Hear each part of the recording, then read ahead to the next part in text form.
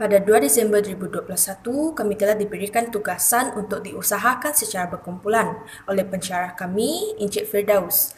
Kerja amali ini telah dijalankan pada 2 Disember 2021 dan laporan amali mengambil masa 1 minggu untuk dihantar, iaitu pada 9 Disember 2021. Terdapat terdiri daripada satu siri garisan yang saling berkait dipanggil kursus, berjalan di antara siri titik di atas tanah yang dipanggil stesen terabas. Terdapat dua jenis survei terabas yang digunakan untuk mengukur kedua jarak antara stesen dan sudut antara laluan, yaitu terabas tertutup dan terabas terbuka. Sebelum mula kerja terabas, kita mesti menguji EDM, iaitu Electronic Distance Measurement.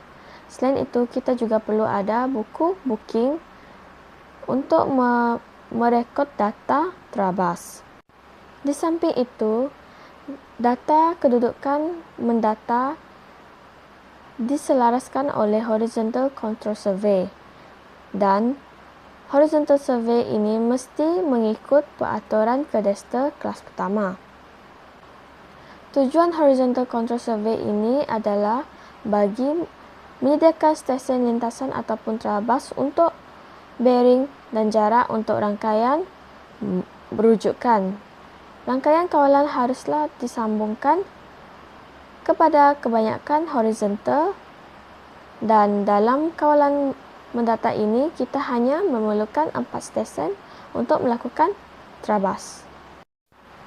Vertical Control Survey ini menentukan ketinggian berkenaan dengan paras laut. Ia digunakan sebagai penanda aras yang berdasarkan survei lain dan tahap ketepatan yang tinggi diperlukan. Vertical Control atau Leveling boleh ditarifkan sebagai proses survei untuk menentukan ketinggian perbezaan antara titik tanah merujuk kepada datum dengan instrumen leveling dan staff. Terdapat dua jenis leveling, vertical leveling. Ia adalah leveling tepat dan leveling automatik. Tujuan leveling adalah untuk mengetahui perbezaan ketinggian antara dua titik. Ia juga untuk menubuhkan benchmark untuk projek pembinaan. Di samping itu, untuk menyediakan poin pada permukaan atau kawasan dalam kerja dengan aras berkurangan merujuk kepada purata paras laut. Longitudinal section ialah bahagian yang mengikut garisan yang telah ditetapkan yang mentarifkan sebahagian daripada pembinaan baharu dan biasanya dijalankan di sepanjang garisan tengah kerja yang dicadangkan, seperti jalan raya, jalan baru, terusan kereta api, saluran pipe dan sebagainya.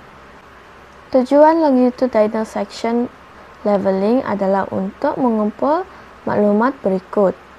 Pertama, menentukan tahap dan keturunan yang boleh diterima dan ekonomi. Kedua, menempatkan titik potong atau isi. Ketiga, mencari tempat di mana tiada pemotongan atau pengisian berlaku. Cross section ialah pandangan profil permukaan yang diambil pada sudut ke laluan tertentu. Contohnya pada sudut tepat ke jalan, sungai atau kereta api, dan ketinggian ditunjukkan melawan jarak sepanjang garis cross section. Pengukuran cross section biasanya dibuat secara berkala di sepanjang laluan, dan data yang boleh didapati dalam cross section adalah seperti menentukan tahap yang paling sesuai dan ekonomi. Kedua, menyediakan maklumat di mana tambak atau potongan terletak serta ketinggian dan cerunnya.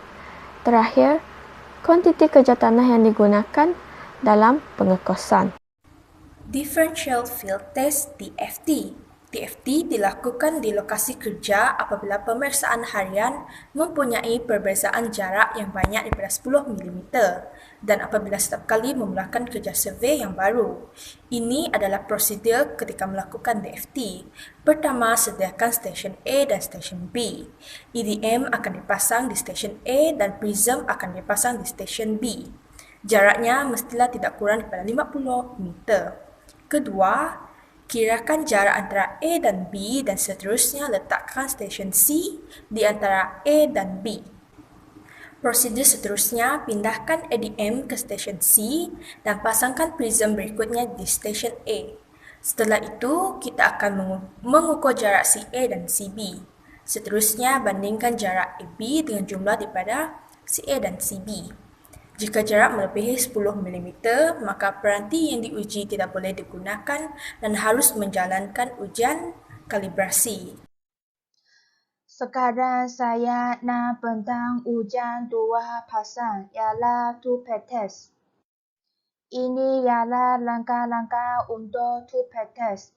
Langkah pertama ialah dilakukan oleh setiap kumpulan untuk menyemak instrumen.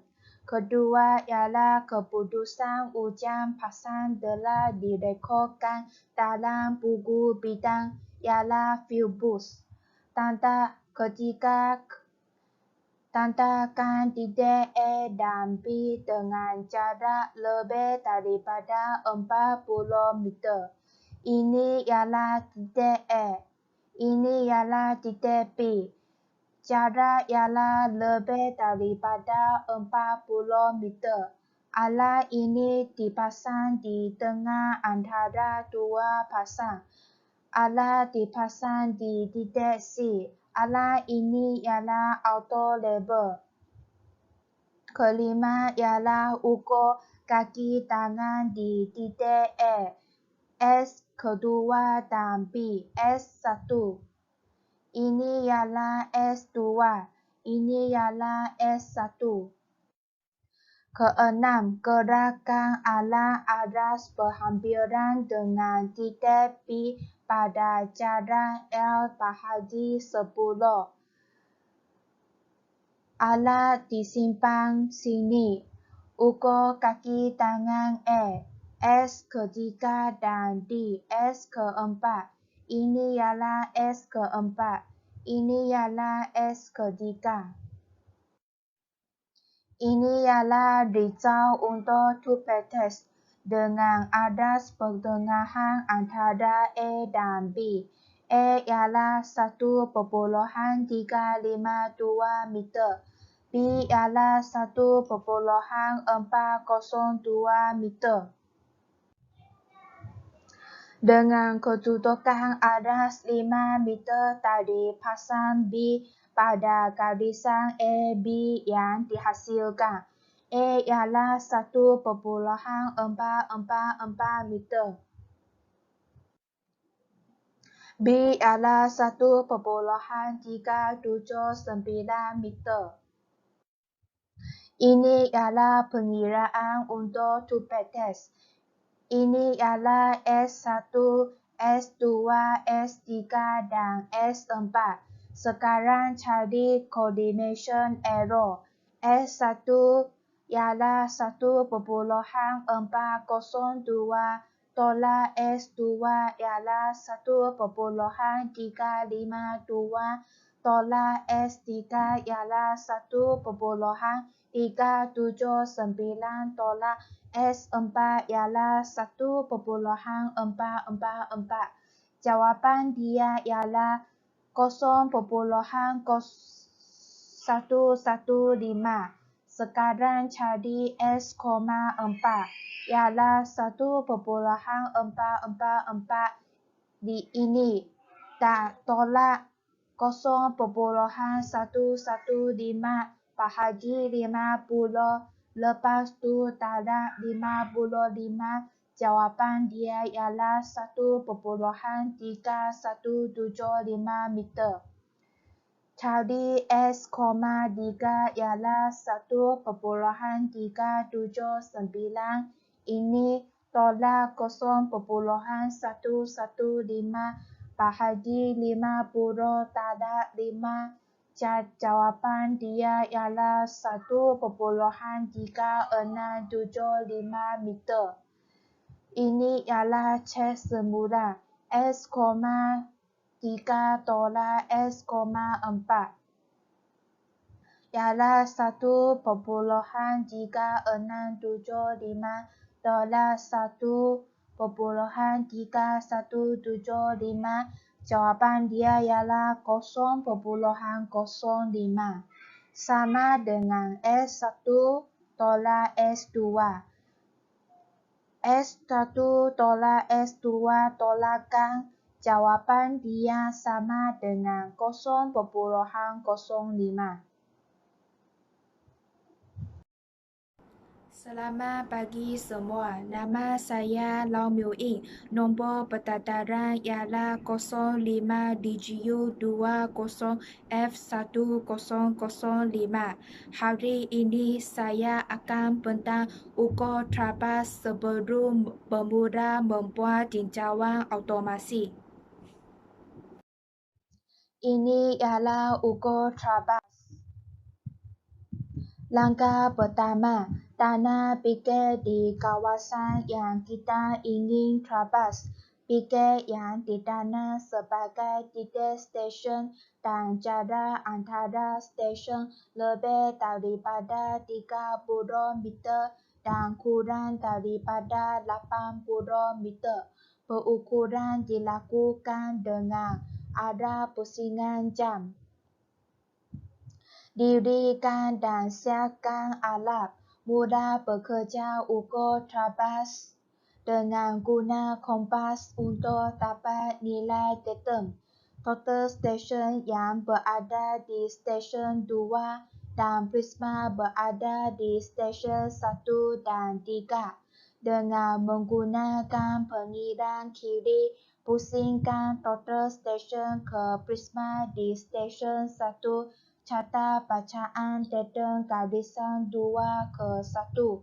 Kemudian pusingkan total stesen ke prisma 3. Nilai bearing dan jarak yang dicatat. Alat total stesen ditukar pada pengiran kanan dan disasarkan prisma di stesen 1. Nilai bearing pengiran kanan disetkan di mana nilai pengiran kiri ditambah 180. Total stesen sekali lagi tukar ke prisma di stesen 3. Nilai bearing dan jarak dicatat. Seterusnya, alat total stesen dipindah ke stesen 3 dan prisma berada di stesen 2 dan 4. Pada pengiran kiri diset nilai bearing 3 ke 2 di mana nilai bearing adalah purata 3 ke 2 ke 3.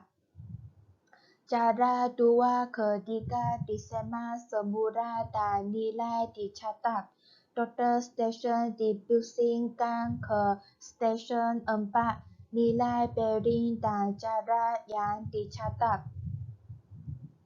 Alat total stesen ditukar pada pengiran kanan dan disasarkan prisma di stesen 2. Nilai bearing pengiran kanan diset di mana nilai pengiran kiri ditambah 180. Total stesen sekali lagi tukar ke prisma di stesen 4. Nilai bearing dan jarak direkodkan. Seterusnya, alat total stesen dipindah di stesen 4 dan prisma berada di stesen 3 dan 1.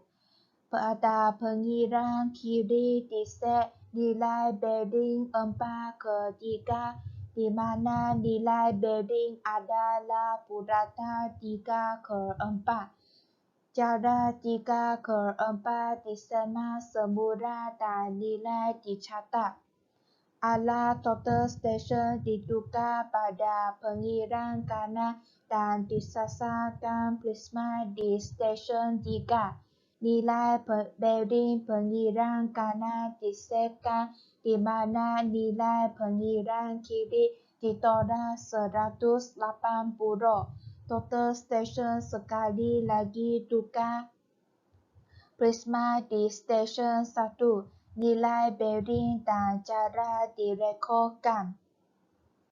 Akhirnya, alat total station dipindah ke stesen 1 dan prisma berada di stesen 4 dan 2. Pada pengiran kiri, diset nilai bearing 1 ke 4, di mana nilai bearing adalah purata 4 ke 1. Cara 4 ke 1 disemak semula dan nilainya direkod. Total station dipusingkan ke stesen 2. Nilai jarak dan bearing dicatat. Alat total station ditukar pada pengiran kanan dan disasarkan prisma di stesen 4. Nilai bearing pengiran kanan disetkan di mana nilai pengiran kiri ditolak 180. Total station sekali lagi tukar ke prisma di stesen 2. Nilai bearing dan jarak direkodkan. Hai, nama saya ialah Winita Sucing. Nombor pendaftaran saya ialah 057020F1004. Hari ini saya akan membentangkan tentang prosedur kerja ukur aras. After ujian tua pasak selesai, kita boleh memulakan kerja ukur aras. Yang pertama, kita boleh meletakkan TPN atau BM untuk titik permulaan. Ini akan menjadi stesen permulaan dan pandangan belakang pertama. Seterusnya, sediakan alat peralatan pada kedudukan yang sesuai kira-kira 30 hingga 50 meter dari TBM. Sementara itu, seorang akan memegang staf aras secara menegak dengan bantuan kelompok staf pada BM. Bacaan pertama yang diambil ke atas staf ini dikenali sebagai pandangan belakang. Seterusnya, seorang lagi akan mencari titik hadapan yang dikenali sebagai titik perubahan dan memastikan jarak pandangan belakang dan pandangan hadapan adalah lebih kurang sama. Ini adalah untuk menghapuskan larak penyusunan.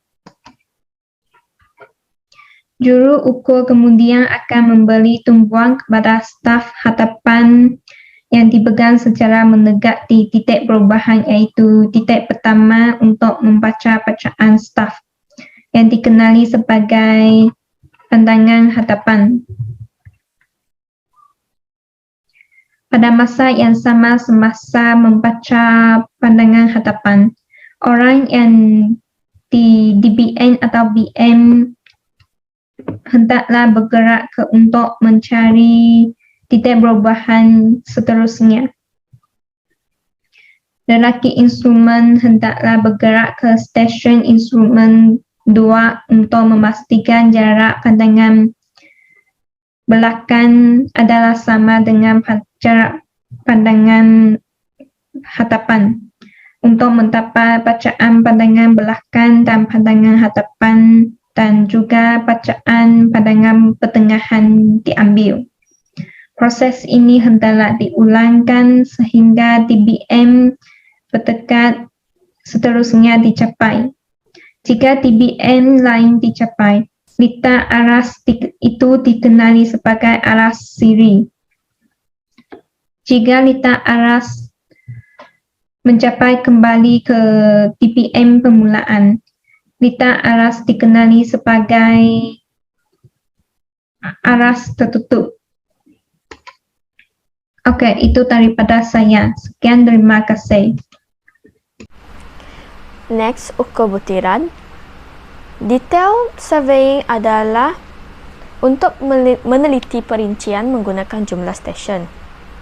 Untuk kerja lapangan, pada setiap titik rangkaian kawalan akan didirikan atau dipasangkan total station secara bergantian. Kaedah ini mempunyai ketepatan yang tinggi dan sesuai digunakan untuk mencari perincian yang berjarak jauh. Pertama, setkan instrumen iaitu total station di stesen 2 dan prisma di stesen 1. Kedua, terdapat beberapa maklumat yang perlu disimpan dalam jumlah memory station ketika menggunakan konsep kajian otomasi seperti ketinggian instrumen HI, tinggi reflektor dan tinggi prisma mini HR, dan juga bearing dan jarak datum. Pilih stesen kawalan berdekatan sebagai objek ataupun titik rujukan iaitu RO. Lihat titik dan rekod bacaan bulatan mendatar. Seterusnya, semua butiran akan diperbetulkan berhubung dengan arah yang dipilih. Yang kelima, titik perincian yang dipilih digalakkan mengikuti arah jam kerana penampakan terakhir akan kembali ke objek ataupun titik rujukan iaitu RO untuk memastikan aturan lingkaran mendatar tidak lari semasa proses pemerhatian.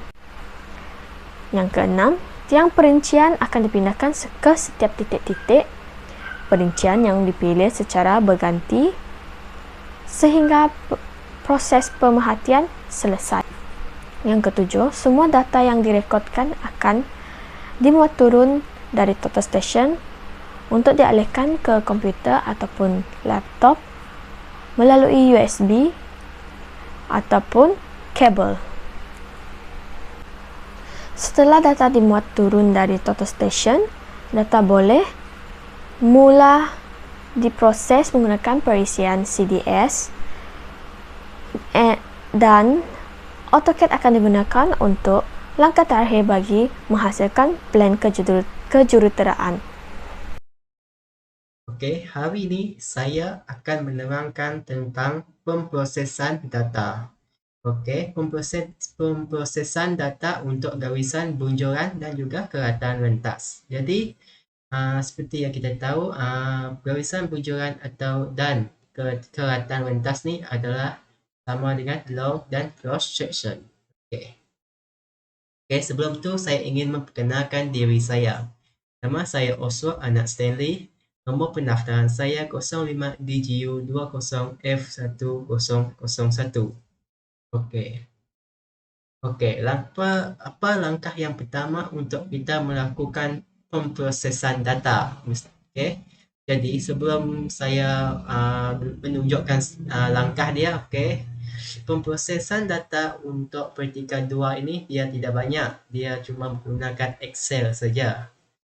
Dan kami tidak menggunakan CDS dan menggunakan AutoCAD dan juga Excel saja. Okey. Maksudnya kami guna cara masukkan data ke Excel. Okey, langkah pertama adalah anda perlu buka Excel di komputer anda. Okey, setiap komputer mempunyai Excel. Jadi anda perlu buka terlebih dahulu Excel tersebut. Selepas anda buka Excel, anda perlu bina jadual untuk kita letakkan data dia. Okey. Yang kedua adalah dalam pemprosesan ini, kumpulan kami tidak menggunakan CDS dan hanya menggunakan Excel dan AutoCAD seperti yang saya katakan tadi.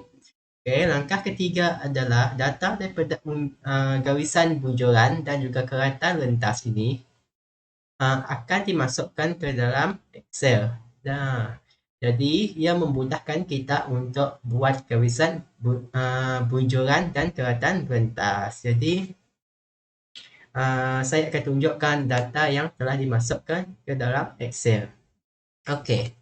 Seperti yang kamu lihat di sini saya ada garisan bunjuran dan juga keratan rentas. Jadi garisan bunjuran ni dia mempunyai CH sampai 100. Jadi maksudnya di sini kita perlu masukkan dia punya data nanti ke dalam AutoCAD dan membina dia punya garisan bunjuran tadi ataupun long section tadi. Okey, jadi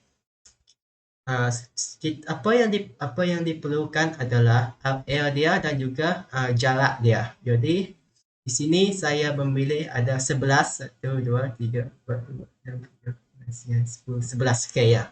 Ada 11 titik point dia ataupun CH dia kat sini. Okey.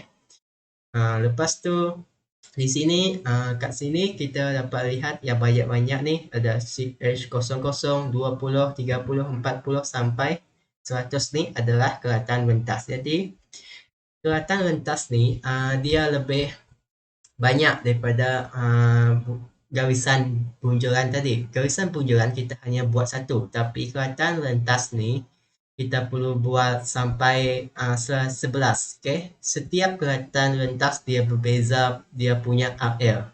Tapi jarak dan juga dia punya nama ni, jika kanan, bahu jalan adalah sama. Maksudnya, kalau kita buat dia punya keratan rentas tadi, kita perlu ada area. Jadi, contohlah CH00 tadi kan, kita perlu ada area dia. Lepas tu CH20 kita perlu ada area dia. Jadi area dia ni berbeza-beza. Okey. Itu untuk pemprosesan data.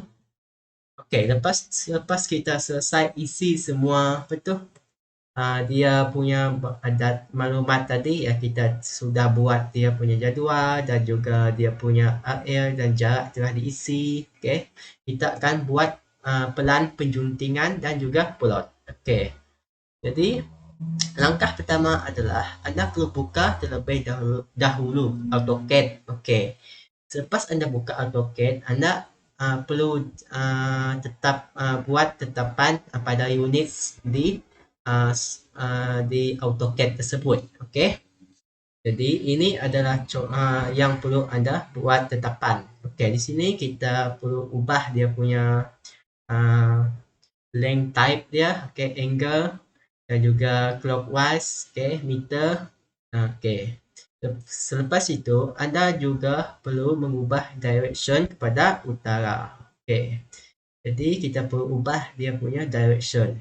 Okay, selepas kamu ubah dia punya drawing units tadi, anda perlu tekan OK, OK dan boleh teruskan ke selanjutnya.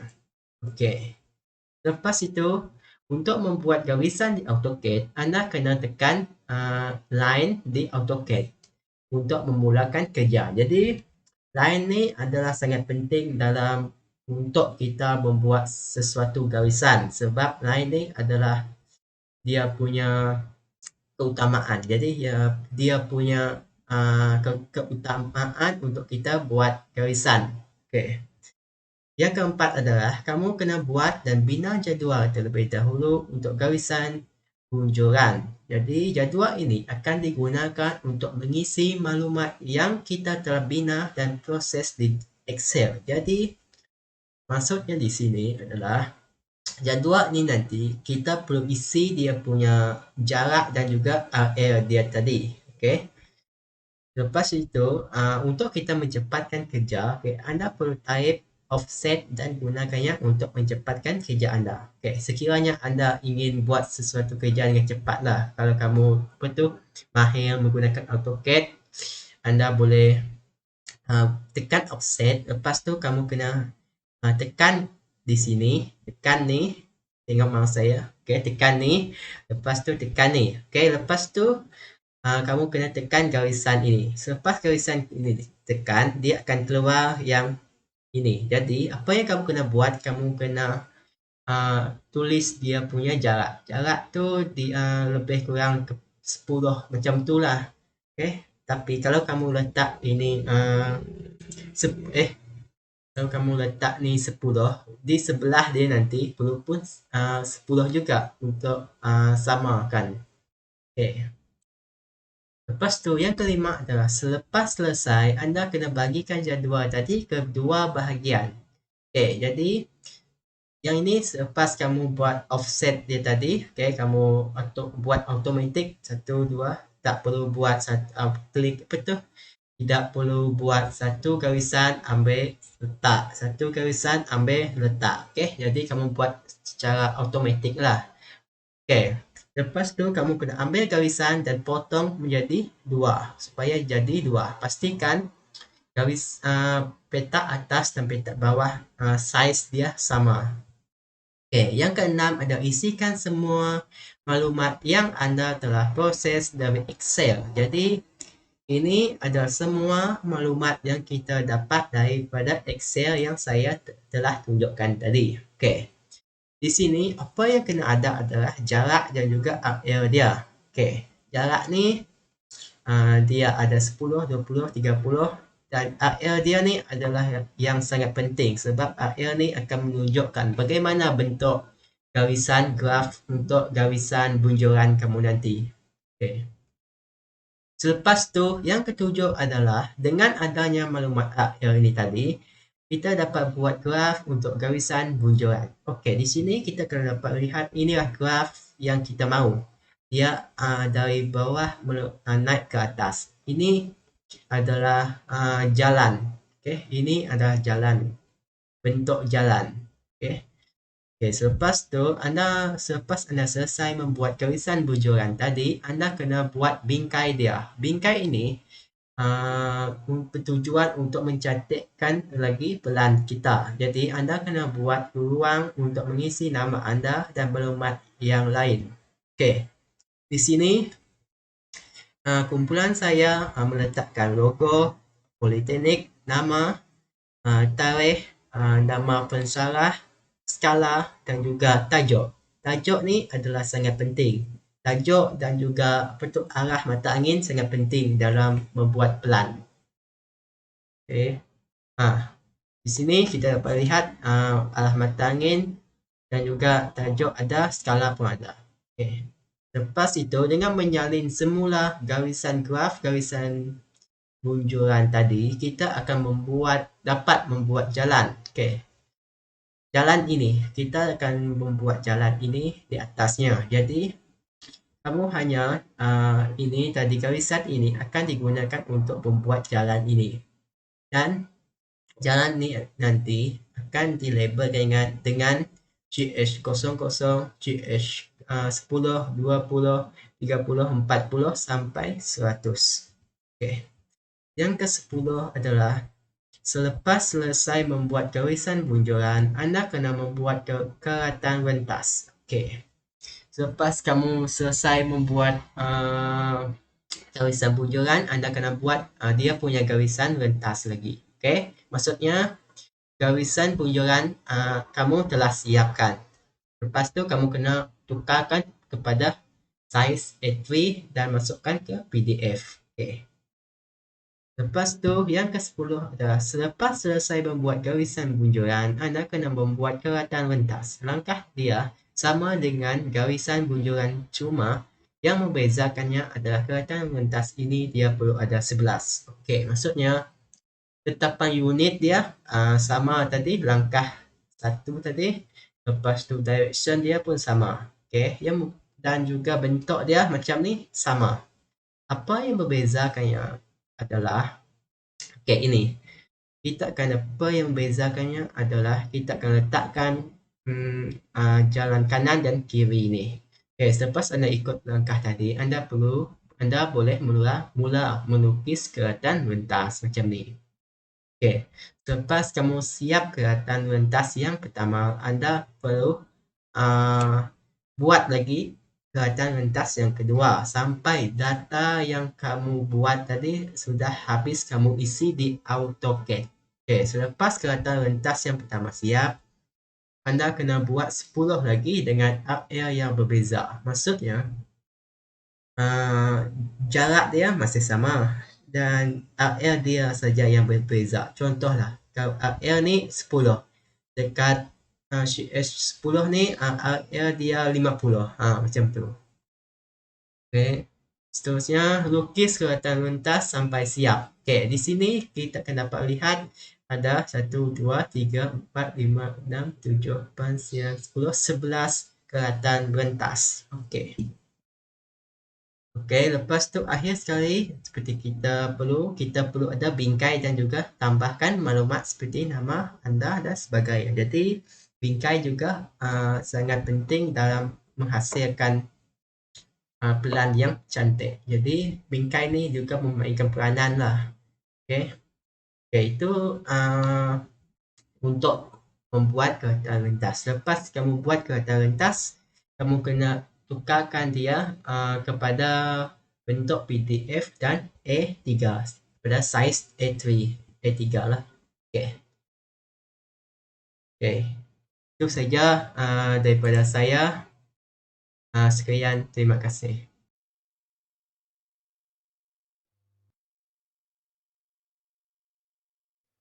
Baiklah, hari ini saya akan membentangkan hasil kerja kami yang diperoleh daripada amali 2.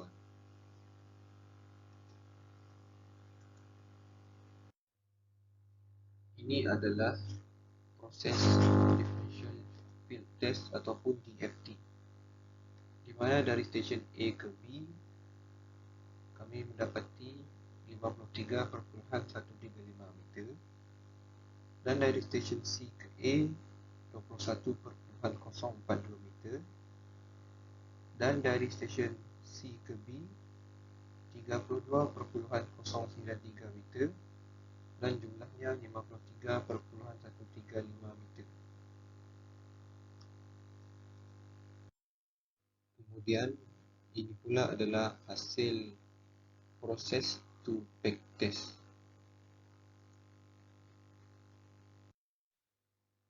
Ini pula adalah data terabas yang kami lakukan, di mana setelah mengambil data ataupun cerapan menggunakan penyilang kiri dan penyilang kanan, dan juga jarak di lapangan. Ini pula adalah proses untuk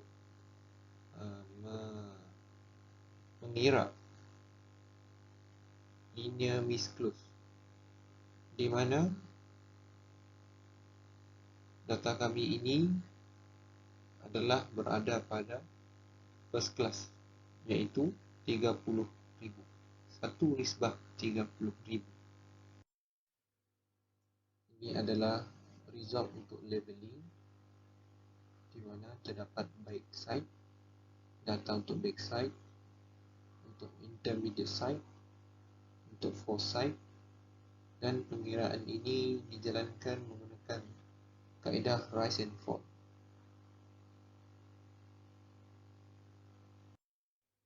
Ini adalah proses RT thematic check yang dilakukan selepas kita menjalankan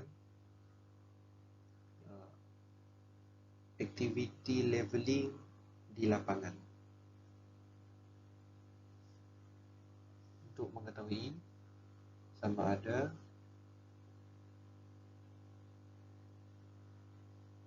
ia berada dalam keadaan close ataupun tidak.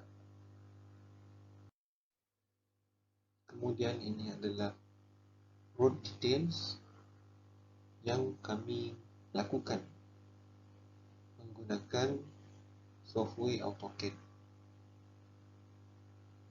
Ini adalah legend, trees, street light, road, walkway, ada top view, region Kuching Sarawak, ground details, kemudian ada nama, date, dan skala yang kami gunakan adalah 1/500.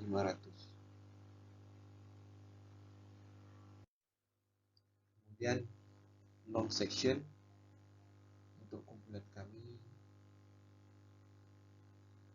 menggunakan skala 1:1000. Dia juga menggunakan software AutoCAD untuk menghasilkannya. Dan yang terakhir untuk kumpulan kami adalah cross section. Ini adalah hasilnya yang dilukis menggunakan software AutoCAD. Sekian, itu sahaja daripada saya. Terima kasih.